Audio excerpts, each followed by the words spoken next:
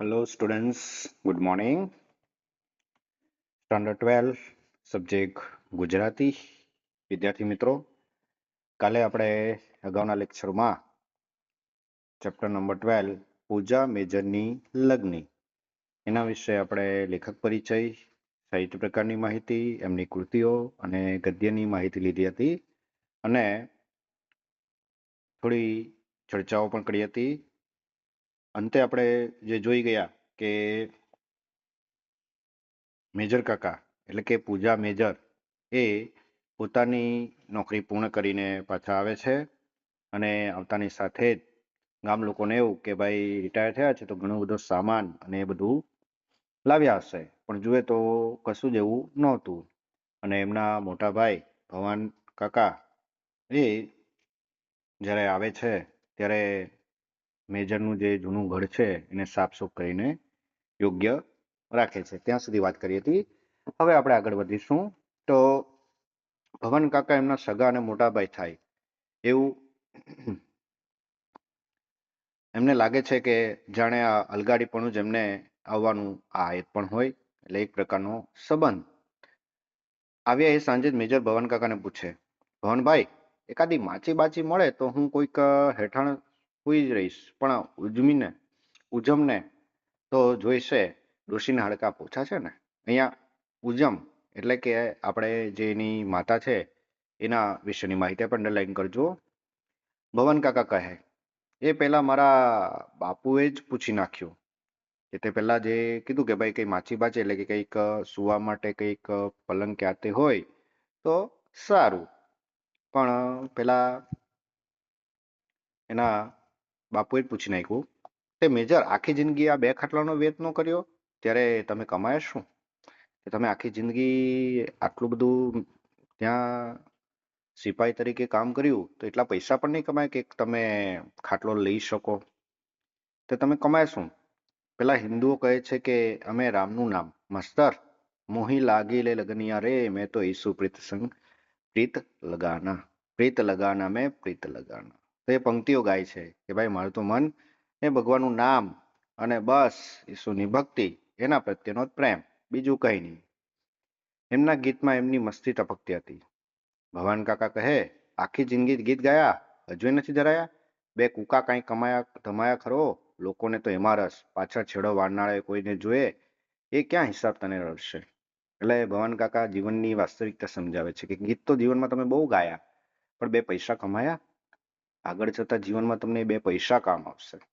આપણે કહે ને, મનુષ્ય જ્યારે જન્મે પછી એ પ્રમાણે અભ્યાસ કરીને નોકરી મેળવે, જે પૈસા એકઠાવ કરે, અને પછી જ્યારે વૃદ્ધ થાય અને વૃદ્ધ થઈને એ સમયે પૈસા એને કામ આવતા હોય છે, એક બચત.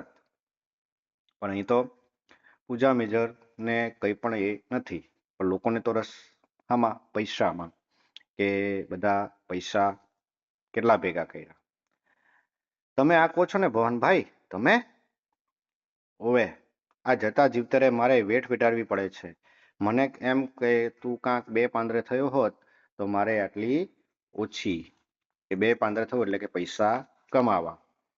તો અહીં કહેવામાં આવ્યું કે મને તો એમ કે ભાઈ તું બે પૈસા કમાય તો તને કામ આવે, પણ આ તો જીવતા વેત મારે આ બધી વેઠ ઉટાડવી પડે છે. હવે તારા માટે મારે કરવું પડે તો તું કંઈ કમાયો નહીં. આપણે કહીએ કે માતા પિતા મહેનત કરીને બાળક માટે ઘણા બધા પૈસાઓ અને બીજી બધી સગવડો રાખી મૂકે કે ભવિષ્યમાં બાળકને કંઈક તકલીફ આવે તો એને કામ આવે. એમ પેલા ભવાન કાકા પણ કહે છે કે આ તો મારે આવું બધું કરવું પડે, તો નોકરી કરી પણ કંઈક લાવ્યો નહીં, ક્યાં નાખ્યું? જુઓ તાર કહું, કે જુઓ હું કહું છું, મેં એવી કશી અબરખા રાખી જ નથી. તારા વાળો એ બેઠો છે ને, બધું એનો ભરોસે. આ પર વારની વેરા આવી ત્યારે ઘર વખરી જે કંઈ એકઠી થઈ હતી તે સાચું. હવે કહું તો મને લજવતી હતી. વેચી હાટીને મારી પાછળ આવો એમ નજર રેથવાળાએ કહેલું ને એમ નામ ગાતા ગાતા બધું એકઠું થયું, એનું ભાન ન રહ્યું. તે હદુએ વેચી દીધું ત્યાં. જેને જેને જરૂર હતી એને આલી દીધું, ને ચાલવા જેવું માંડ્યું તો પાછું વળીને શા હાતર જોઉં, ને મને શી જરૂર હશે? આલવાનારો એ ક્યાં બેઠો?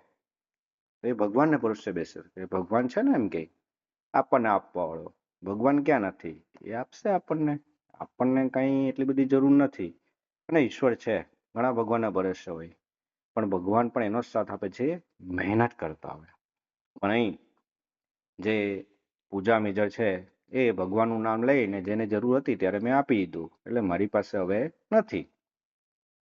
સારું, ત્યારે માંગો એમની પાસે. હું જોઉં છું કે ઈસુ ચોવે કે આવવા આવે છે કે નહીં. એવું છે કે ભગવાન તમને આપવાના? ભવાન કાકા કહે છે તો સારું, માંગો ભગવાન પાસે, તમને આપે એમ. ને જરાય માઠું લાગ્યા વિના પૂજે મેજર પાછા વળી ગયા અને થોડી વાર પછી પાછા આવીને કહે, લ્યો ભવાનભાઈ, તમે કહેતા હતા ને એમ એણે ખાટલો આપ્યો. થોડીક જાડિયા કાઢવા માળીએ ચડ્યો હતો તો આ ખાટલો મળ્યો, તમે જરા હલાવી દો, હું કાઠીનો વેટ કરી લઉં. એ તમે કીધું ને કે ભગવાન પાસે માંગો, તો આ માળિયા પર ચડેલો તો તે પેલા ખાટલાના પાયા હતા તે મળ્યા. હવે તમે એને જરા જોઈન્ટ કરી દો, એટલા વારમાં હું કાઠી એટલે કે પેલી દોરી આવે એ દોરી હું લઈને આવું. એટલે પેલો કાઠીનો વેટ એટલે કે કાઠીની સગવડ માટે જાય છે. 5 દાડામાં તો એમનું ઘર ઠડીઠામ થઈ ગયું. 5 દિવસમાં તો જે ઘર વ્યવસ્થિત થોડુંક થઈ ગયું. જણમાં કોઈ જંજાળ નહીં, હતા માત્ર 2 જણ. ઘરમાં કોઈ છે જ નહીં, ખાલી 2, પૂજા મેજર અને એમની ડોશીમાં. માત્ર 2 જણ. વંશ વેલાનો કોઈ વલોપાત નહીં, કોઈ વંશ કોઈ પરિવાર આગળ વધારવાનું કંઈ નહીં. શું ખાય શું પીએ એને કોઈને ખબર નહીં. પૂરો સંત મેથ્યુસનો માણસ. આકાશના પંખી જેવો વાવવું, લણવું ને એકઠા કરવાનું, કોઈ પડજોણી નહીં. સાંજે એમના છોકરાઓ એકઠા કરે, શું વાર્તાઓ માની, કોઈ વાતને વાડે માંડે ને પછી મસ્તી ભેરી ગીત ગવડાવે. તો બાળકોને ભેગા કરે સાંજે, અને જે ગામના નાના નાના બાળકો હોય એને મસ્ત વાર્તાઓ કરે, અને વાર્તાઓ પછી ગીત ગવડાવે. બાંધી દડીનો બેઠો ઘાટનો એમનો ભરાવદાર દેહ, ફૂલેલા પોપચા, નીચે ભરાવ જતી ચશ્મા વિહોણી સાચુકલી આંખો, ધડ સાથે જડી ગયેલું દીધું હોય એવું ડોકું ને ગોળ મોટર મોં, જાડા ધોતિયા પર લાલ કોટના ખભે 3 તારા પાસેનો એસનો માર્કો અને સાલ્વેશન કરતા એ સાબદા રહેવાનો ભાવ વધારે વ્યક્ત કરતો. અહીં જે પૂજો મેજર છે એની સંરચના, એનું ચરિત્ર અને એ કેવા પ્રકારનો દેખાય છે એના વિશેની માહિતી આપવામાં આવી. અને મિલિટરીના વ્યક્તિઓ એટલે થોડુંક શરીરે પણ મજબૂત અને એક પ્રકારે ડિસિપ્લિનમાં, અને જે વર્દી એમાં 3 તારાઓ અને એસનો જે માર્કો, સાલ્વેશન સાબદા એક સૈનિકની પહેચાન કરાવે છે. ગામમાં આવ્યા પછી થોડાક દિવસો એ સૌના વિચારધારણાને પરિચિત થયા. પંચના ચલણોનો ત્યાગ મેળવ્યો. મિશનની 3 દૂરની શાળાઓ ચાલતી, ત્યાં નજર નાખી. ભવાન કાકા સીમા પર ફરી આવ્યા, પણ એમનો જીવ પાદરમાં એવા માણસ ધરાવશો બારે માસ પાણી રહેતી ઊંડી ખીણ અને પડતર જમીન પર ખુડા રહી. હવે ગામમાં આવે છે ને જુએ છે તો 3 પાડીઓ ચાલતી શાળા જોઈ, પાદર ફરી એવા પંચ ચલણનો જે ત્યાગ મેળવ્યો, મિશનની જે સ્કૂલો જોઈ, સીમા ફરી એવા. પણ એમનો જીવ પહેલા પાદરમાં, કે ગામનું જે પાદર હોય ત્યાં ત્યાં જોયું તો ઊંડી ખીણ અને પડતર જમીન એમની આંખમાં ખૂંચી રહી, કે આ પડતર જમીન પડી રહી છે તો એનું શું.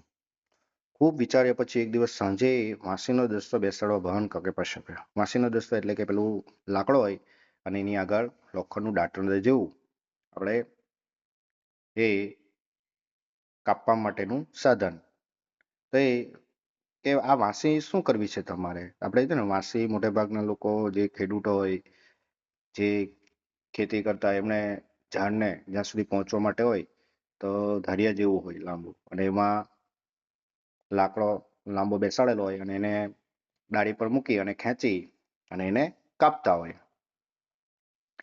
કોદાળ પાડવા મળી ગયા છે. વાંસીની થોડિયા વાઢીને વાડોલા કરવા માટે પાડરની પડતી જમીનમાં આંબા વાવવા છે. એટલે એને જણાવ્યું, પેલા ભવન કાકે કીધું કે આ વાંસી શું કામ બેસાડવી? ત્યારે કીધું કે ભાઈ ગામના પાદરમાં આ જમીન છે ત્યાં પેલા થોડ આવે એ થોડની વાડ કરવાની છે. આપણે ખેતરમાં બી વાડ કરતા પેલા થોડની. થોડ એટલે કંટાળી જે ઝાડી વનસ્પતિ આવે એના દ્વારા એ ચારે ફરતે વાડ થતી ખેતરમાં, જેથી જંગલી પશુ કે બીજો કોઈ આવી શકે નહીં. તમારું તે ભમી ગયું છે, ત્યાં પાદરમાં આંબા રહેતા હશે, કશુંક મળતર રહે એવો ધંધો કર. એટલે પેલા ભવાન કાકાએ કીધું કે તું ગામની પાદરમાં એમ કે આંબા વાવવાનો એમ કે પાગલ થઈ ગયેલો છે એમ કે, ત્યાં તો એમ કે કોઈને કોઈ નુકસાન કરશે એમ કે, એવો ધંધો કર જેમાં ફાયદો થાય, નુકસાન નહીં. 25 રૂપિયાના પેન્શનમાં અમારો બેનો ગુજારો થઈ રહે છે. ઝાઝાની અબરખા નથી, એક ટંક ધરાઈને ધાન મરી રહે પછી મારે શી ચિંતા. કે એક ટંક ધરાઈને મરી રહે છે, 25 રૂપિયા અંડરલાઈન કરજો, 25 રૂપિયા પેન્શનના મળે છે. મારે કઈ જરૂર નથી, 2 જણા છે, હવે જાજા એટલે કે વધારેની અબરખા નથી, ને એક ટંક ધરાઈને ખાય એટલું તો મળે, પછી ચિંતા શાની. તો અહીં આપણે વિદ્યાર્થી મિત્રો અહીંયા સુધી અટકીશું. જે પણ આપણે સમજૂતી આપી છે એને ફરીથી ધ્યાનથી સાંભળજો, પાઠ વાંચન કરજો, અને આમાં આવતા જે કઠિન શબ્દો એ શોધજો, એનો અર્થ શોધજો, અને ખાસ આ ચેપ્ટરમાં જે વ્યાકરણને લગતા સંયોજકો છે, પ્રત્યયો છે, એ વાક્ય પણ અંડરલાઈન કરજો. ધન્યવાદ.